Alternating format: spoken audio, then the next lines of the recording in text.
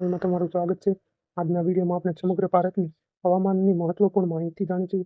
કયા રાજ્યોમાં ભારે વરસાદની શક્યતા છે, કયા પૂર જેવી સ્થિતિ સર્જાઈ શકે છે, કયા વિસ્તારોમાં હળવાથી મધ્યમ વરસાદ રહેશે અને આગામી દિવસોમાં ચોમાસું કેવી રીતે આગળ વધશે અને ક્યાં ભારે વરસાદની શક્યતા છે. ચાલો શરૂ કરીએ આજના ભારતનું હવામાન અપડેટ વિશે. સૌપ્રથમ વાત કરીએ દેશમાં સક્રિય ચોમાસાની. હાલમાં ચોમાસું દેશના મોટાભાગના વિસ્તારોમાં સક્રિય છે. બંગાળની ખાડી તરફ બનેલી સિસ્ટમ, ચોમાસાની ટ્રક અને અરબી સમુદ્રમાંથી સતત મળી રહેલા ભેજના કારણે ઘણા રાજ્યોમાં સારો એવો વરસાદ નોંધાઈ રહ્યો છે. સૌથી પહેલા પૂર્વ ભારતની વાત કરીએ તો પશ્ચિમ બંગાળ, ઓડિશા, ઝારખંડ અને બિહારમાં આગામી 24 થી 48 કલાક દરમિયાન અનેક વિસ્તારોમાં ભારેથી અતિભારે વરસાદ થવાની સંભાવના છે.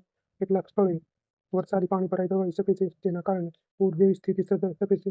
ઉત્તર ભારત તરફ નજર કરીએ તો ઉત્તરાખંડ, હિમાચલ પ્રદેશ, જમ્મુ કાશ્મીર અને પંજાબના કેટલાક વિસ્તારોમાં વરસાદ ચાલુ રહેવાની શક્યતા છે. પહાડી વિસ્તારોમાં ભૂસ્ખલન અને અચાનક પાણી વધતા પ્રવાહથી સાવધાન રહેવું જરૂરી છે. હવે વાત કરીએ દેશની રાજધાની દિલ્હી અને આસપાસના વિસ્તારોની. દિલ્હી, હરિયાણા અને પશ્ચિમ ઉત્તર પ્રદેશમાં આગામી દિવસોમાં વાદળછાયા વાતાવરણ સાથે ગાજવીજ અને વરસાદી ઝાપટા પડી શકે છે. કેટલાક વિસ્તારોમાં ભારે વરસાદ પણ નોંધાઈ શકે છે. મધ્ય ભારત તરફ નજર કરીએ તો મધ્યપ્રદેશ અને છત્તીસગઢમાં ભારે વરસાદ નોંધાઈ રહ્યો છે. ઘણા જિલ્લામાં મધ્યમથી ભારે વરસાદ થવાની સંભાવના છે. નદી નાળા નજીક રહેતા લોકોને સાવચેત રહેવું જરૂરી છે. હવે વાત કરીએ પશ્ચિમ ભારતની તો ગુજરાત, મહારાષ્ટ્ર, ગોવા અને કોકણ વિસ્તારમાં વરસાદી માહોલ યથાવત રહેશે. ખાસ કરીને દક્ષિણ ગુજરાત, સૌરાષ્ટ્ર અને ઉત્તર કોકણના વિસ્તારોમાં કેટલાક સ્થળોએ ભારેથી અતિભારે વરસાદ થઈ શકે છે. દક્ષિણ ભારત તરફ જોઈએ તો કર્ણાટક, કેરળ, તમિલનાડુ અને આંધ્રપ્રદેશના ઘણા વિસ્તારોમાં વાદળછાયા વાતાવરણ વચ્ચે વરસાદ ચાલુ રહેશે.